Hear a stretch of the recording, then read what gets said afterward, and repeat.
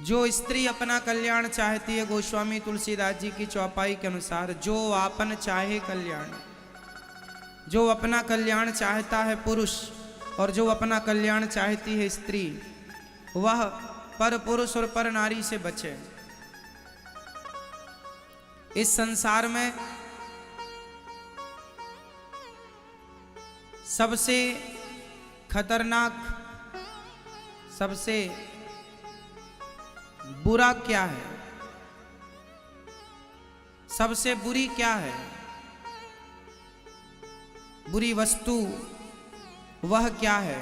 तो शास्त्र कहते हैं पर स्त्री और पर पुरुष दोनों ही सबसे बुरे हैं। पर स्त्री सबसे बुरी है, पर पुरुष सबसे बुरा है। पर नारी पैनी छुरी, तीन तरफ से खाए, धन हरे, यौवन हरे और घोर नरक ले जाए। इसलिए वह व्यक्ति अच्छा है जो पराई स्त्री और पराई पुरुष से बचा है।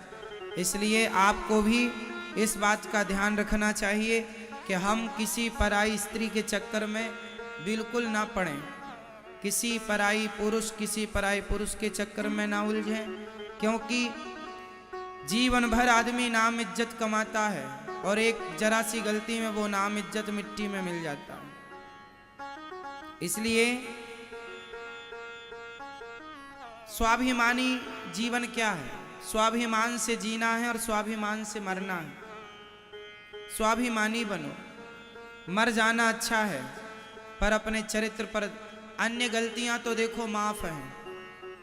हमसे कोई गलती हो जाए, कहने में त्रुटि हो जाए, हमने कुछ कहने में त्रुटि कर दी तो वो गलती माफ है, आप माफ कर देंगे, परंतु चरित्र की गलती किसी की माफ नहीं होती। इसलिए आप सबको अपना चरित्र मजबूत रखना चाहिए। मर जाना अच्छा है, पर चरित्रहीन होकर समाज में जिंदा रहना अच्छा नहीं है, ऐसी मेरी मान्यता है। चरित्रवान बनो। सबसे बड़ी संपत्ति है चरित्र। रामचरित्र सुनवे को रसिया, राम लखन सीता मन बसिया। राम के चरित्र की ही पूजा होती है। आजकल छोटे छोटे बच्चों को माँ बाप शायद ना समझा पाए, ना सिखा पाए।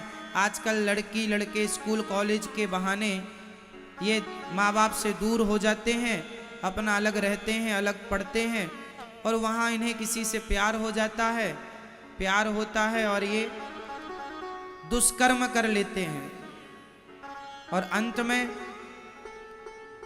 फिर किसी और पुरुष से उसका विवाह हो जाता है। कई बार ऐसा होता है कि लड़की किसी लड़के से प्यार करती है, लड़का किसी लड़की से प्यार करता है। प्यार तो किया और आपने प्यार प्यार में अपने रिश्ते भी बना लिए, लेकिन दुर्भाग्य से आपका विवाह ना हो पाया, तो दूसरे के संग आपका विवाह हुआ। फिर वो स्त्री जो ऑलरेडी किसी पुरुष के संग रह चुकी है, अब वो अपने पति के संग रहेगी, तो क्या उसे समाज, चलो समाज की छोड़ दो, कोई नहीं देखा, कोई नहीं जानता, फिर भी भगवान तो जान रहे हैं। क्या आप अब अपने आप को पतिव्रता नारी कह पाओगी सारी जिंदगी? किसी से मत कहो अपने आप से, मैं आपसे झूठ बोल सकता हूँ, लेकिन हर व्यक्ति किसी और से तो झूठ बोल सकता है, लेकिन अपने आप से झूठ कैसे बोलेगा? कोई भी व्यक्ति अपने आप से झूठ कैसे बोलेगा? आप जमाने को झूठा बोल सकते हैं कि जी मैं शुद्ध हूँ गंगा की तरह, पर आप अपनी आंखों में आंखें डाल के बताइए कि आप ठीक हैं कि नहीं, आप पवित्र हैं कि नहीं। इसलिए हर लड़की को ये बात समझना चाहिए, हर लड़के को ये बात समझना चाहिए कि जब आप किसी की पत्नी बने तो बिल्कुल पतिव्रता नारी ही बने। जो पत्नी अपने पति के अतिरिक्त स्वप्न में भी, अब आप तो शादी के पहले ही संबंध बना चुके हैं किसी से, तो ये व्यवहार तो किसी वैश्या का हो सकता है, पतिव्रता नारी के ये लक्षण नहीं है, ये पतिव्रता नारी नहीं हो सकती। यदि आपने किसी और से संबंध बना लिया और फिर आपने शादी की, तो फिर आप समाज की नज़र में तो भले अच्छे हैं, क्योंकि किसी को कुछ ज्ञान है नहीं, पता नहीं, पर उस ईश्वर की नज़र में तो आप एक वैश्या ही हैं, क्योंकि ये कृत्य तो एक वैश्या का है। इसलिए कुछ गलतियां ऐसी हैं जो माफ नहीं है। खासकर रावण ने एक ही तो गलती की, सीता मां को उठा कर ले गया, रावण ने कोई माता सीता के संग जोर जबरदस्ती थोड़ी की थी। क्यों जी? रावण कोई अपने कमरे में ले जाके थोड़ी माता सीता को रखा था। रावण ने केवल माता सीता का हरण किया, उनकी मर्जी के बिना ले जाके कमरे अशोक वाटिका में रखा। केवल नारी का, पराई स्त्री का गलत भावना से कोई पुरुष स्पर्श भी कर ले तो उस स्पर्श मात्र से भी उसका सर्वनाश हो जाएगा। यह रावण उदाहरण है इस बात का। पता नहीं लोग क्यों नहीं समझते, क्यों नहीं आप अपने बच्चों को यह शिक्षा देते कि वह चरित्रवान बने। आप अपने बच्चों को चरित्र की शिक्षा जरूर दीजिएगा। हर लड़की का चरित्र मजबूत हो, हर लड़के का चरित्र। पढ़ाई लिखाई करना बुरा नहीं है, पढ़ो, मन लगा के पढ़ो, पर पढ़ाई के नाम पर आप अपना चरित्र बिगाड़ लें, ये कौन सी समझदारी है? कितनी लड़कियां ऐसी हैं, एक लड़का लड़की मेरे पास आए, बोले महाराज जी हम दोनों प्यार करते हैं, शादी करना चाहते हैं। हमने कहा कर लो। बोले हमारी माँ तैयार नहीं है, लड़के ने बोला। मैंने कहा जब माँ तैयार नहीं है तो मत करो शादी, जहाँ माँ बाप कहें वहाँ कर लेना। नहीं महाराज मैं इस लड़की से बहुत प्यार करता हूँ। तो मैंने कहा फिर माँ बाप तैयार नहीं है तो फिर क्या करोगे? लड़के ने कहा मैं इस लड़की के संग तो शादी करूँगा, माँ बाप भले तैयार ना हो, मैं माँ बाप को छोड़ दूंगा। मैंने उस लड़की की तरफ देखा और मैंने कहा बहन देख रही है, जिस माँ बाप ने इसे पाल पोस कर बड़ा किया, जिस माँ ने इसका मलमूत्र धोया है, 9 महीने पेट में रखा है, ये अपनी माँ का सगा ना हो सका जिसने इसे जन्म दिया है, ये तेरा सगा क्या होगा? इसके चक्कर में ना पड़। जो अपने माँ बाप का ना हो सका वो तेरा क्या होगा? लड़कियों को लगता है अरे इसने तो हमारे लिए माँ बाप छोड़ दिए। नहीं, उसने इसलिए छोड़ दिया क्योंकि वो नालायक है, क्योंकि वो जानता नहीं कि माँ का बलिदान कितना श्रेष्ठ होता है बच्चे के लिए। ये लड़की 4 साल से तुम्हें मिली है, 4 साल के प्यार के लिए माँ का 20 साल 25 साल का प्यार छोड़ दिया। बताओ आपका पहला प्यार क्या है? आपका पहला प्यार कौन है? आपका सबसे मेरा सवाल बताइए, आप सबका पहला प्यार कौन था? बोलो, आपने पहली बार किससे प्यार किया था? चाहे लड़की हो चाहे लड़का हो, पहली बार वो अपनी माँ से ही प्यार करता है। क्यों, ये बात सही है? बोलो हाँ। हर बच्चे का, बच्चे में बच्चियां भी आ गई, बेटियां बेटा सब आ गए, हर बच्चे का पहला प्यार माँ होती है। और लोग कहते हैं पहला प्यार भुलाया नहीं जाता, तो कहाँ गए वो लोग जो अपने पहले प्यार को भुला करके किसी लड़की और लड़के के संग भाग गए और अपनी माँ को सदा के लिए छोड़ दिया? तो ये पहले प्यार को ही तो भूल गए। माँ ही पहला प्यार होता है हर बच्चे का, इसलिए अपनी माँ का कभी दिल नहीं दुखाना चाहिए, अपनी माँ का सदा आदर करना चाहिए, सम्मान करना चाहिए। जहाँ माँ बाप कहें कोई लड़का पसंद है आपको, कोई लड़की पसंद है, बता दो। माँ बाप को लगेगा कि योग्य है तो शादी कराएंगे, आपके योग्य नहीं है। आप बेटा वर्तमान की जानते हो, भविष्य बड़ा होता है। शादी, आप तो केवल शादी करना चाहते हो, प्यार करते हैं शादी, केवल शादी ही सब कुछ नहीं होता।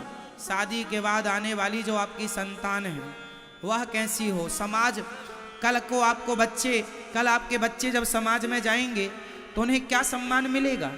अरे इसकी माँ तो भाग के आई थी। आपके बच्चों को भी ताना सुनना पड़ेगा, तेरी माँ तो भाग के आई थी, भाग के तेरी माँ ने शादी की थी, तेरे पापा तो भाग के शादी किए थे, माँ कोई और है पिता कोई और है, ये तो वर्ण संकरी है। समाज में सम्मान नहीं मिलता ऐसे लोगों को, इसलिए आप श्रेष्ठ बने। जात समाज से भी श्रेष्ठ हो, कर्म से भी श्रेष्ठ हो, श्रेष्ठ बने सब प्रकार से। किसान खेत में बीज बोता है ना, समझिएगा, किसान खेत में बीज बोता है तो जो फसल स्वयं काटता है वो बीज नहीं बोता, सोसाइटी से अच्छी क्वालिटी का बीज लाता है किसान और फिर खेतों में बोता है, क्योंकि जितना अच्छा बीज बोएगा उतनी अच्छी फसल आएगी। बस यही है, माँ बाप जितने संस्कारी होंगे उतने अच्छे संस्कार का पुत्र पैदा होगा। माँ बाप वही है, एक खेत है, एक बीज है, और फिर फसल है संतान। फसल कौन है? फसल कौन है? संतान। अब आप जैसे होंगे फसल वैसी होगी। कई बच्चे बिगड़ जाते हैं, क्यों बिगड़ गए? क्योंकि कहीं ना कहीं गलती माँ बाप की है। बच्चों के बिगड़ने में गलती किसकी? आप लोग तो एक ही गाना गाती हो, महाराज हमारा बेटा सुनता नहीं है। यदि आपका बेटा नहीं सुनता तो आप असफल माँ बाप हो। आपका बेटा आपके कहने पर नहीं चलता सही रास्ते पर तो आप असफल माँ बाप हो। अरे एक मदारी भी बंदर को वश में कर लेता है, बोलो हाँ या ना? एक मदारी भी बंदर को वश में कर लेता है। सर्कस का मालिक शेर को वश में कर लेता है, हाथी को वश में कर लेता है। जब हाथी, शेर और बंदर को वश में किया जा सकता है तो तुम कैसे माँ बाप हो अपने बच्चों को अपने वश में ना कर पाए? इसका मतलब आप असफल माँ बाप हैं। यदि आप ये कहते हैं कि महाराज मेरा बेटा मेरी नहीं सुनता, तो ये आपकी कोई उपलब्धि नहीं है। आपको ये आपकी हार है, नाकामी है, आपकी अज्ञानता है। आपने अपने बच्चों को वो संस्कार दिए नहीं जो आप देना चाहिए था आपको। माँ बाप के द्वारा बच्चों को ऐसे संस्कार दिए जाएं कि बच्चे कभी रास्ता भटकने के पहले लाख बार सोचें कि हम ये रास्ते पर चलेंगे तो उसका परिणाम क्या होगा। कोई भी रास्ता पर चलने के पहले उसके परिणामों पर नज़र जरूर रखनी चाहिए कि हम ये काम करेंगे तो इसके परिणाम क्या होंगे। हम इस रास्ते पर चलेंगे तो इसके परिणाम समाज पर क्या असर होगा, औरों पर इसका क्या असर होगा। ये दास अनिरुद्ध, यदि मैं शराब पीने लग जाऊंगा तो बताओ मेरे शराब पीते ही हमारे देश के तमाम वो लोग शराब पीने लग जाएंगे जो नहीं पीते कि अरे अनिरुद्धाचार्य जी पीते हैं तो हम भी पिए। मेरे एक गलत निर्णय से मेरे संग 1000 लोग गलत निर्णय ले सकते हैं और मेरे एक सही निर्णय से 1000 लोग सही निर्णय ले सकते हैं। इसलिए ये मेरी जिम्मेदारी है कि मैं किस रास्ते पर चलूं और अपने अनुयायियों को किस रास्ते पर चलाऊं। ये मेरी जिम्मेदारी है। पिता श्रेष्ठ है तो आप श्रेष्ठ हैं तो आप सही रास्ते पर चलें और अपनी संतान को उसी रास्ते पर चलाएं। राजा श्रेष्ठ होगा और राजा श्रेष्ठ रास्ते पर चलेगा तो प्रजा भी उसी रास्ते पर चलेगी, और राजा गलत गया तो प्रजा भी गलत जाएगी। इसलिए बड़ों का धर्म है कि वो सही रास्ते पर चले। अब बड़े बड़े लोग जुआ खेलते हैं, बड़े बड़े लोग शराब पीते हैं, तो बच्चों का क्या दोष है? बोलो। इसलिए आप शराब पिएंगे तो आप अपने बच्चों को कैसे, किस मुंह से कहेंगे कि बेटा तुम शराब ना पीना? मैं आज आपको कह सकता हूं कि आप लोग शराब ना पिया करो। क्यों? क्योंकि मैंने आज तक शराब का स्पर्श नहीं किया, इसलिए कह रहा हूं। आप खुद शराब पीते हो, बाप शराब पीता हो और बेटे से कहे बेटा शराब ना पीना, तो क्या बेटे की बात, बाप की बात बेटा सुनेगा? बेटा तुरंत पलट के जवाब देगा पहले तुम तो सुधर जाओ। समाज को सही रास्ता वही दिखा सकता है जो खुद सही रास्ते पर चलता हो। जो खुद गलत रास्ते पर है वो समाज का सच्चा मार्गदर्शक नहीं हो सकता। इसलिए मार्गदर्शक की परम जिम्मेदारी है कि आप सही रास्ते पर चलें, और घर का मार्गदर्शक होता है पिता और माता। बच्चों का मार्गदर्शक कौन होता है? जोर से, जोर से, माता पिता। तो माता पिता जिस रास्ते पर चलेंगे संतान उसी रास्ते पर चलेगी। इसलिए आप शराब पीने के पहले 1000 बार सोचिएगा कि आपके शराब पीने का आपके बच्चों पर क्या प्रभाव पड़ता है, क्या पड़ेगा। आप मांस खाने के पहले 1000 बार सोचिएगा कि आपके मांस खाने के दुष्परिणाम क्या होंगे आपके बच्चों पर। क्या ये मांस खाना, शराब पीना क्या सही है? क्या झूठ बोलना, निंदा करना, चुगली करना, ठगना, लोगों को लूटना, क्या ये सही है? ये निर्णय आपको करने हैं। और यही रास्ते जो आप आज अपना रहे हैं, हो ना हो कल इसी रास्ते पर आपकी संतान चलेगी। 100 में से 90% बच्चे अपने माँ बाप के रास्ते पर ही चलते हैं, सिर्फ 10% बच्चे रास्ता चेंज करते हैं। आप इस बात को मानते हैं कि नहीं? बोलो हाँ या ना, जोर से।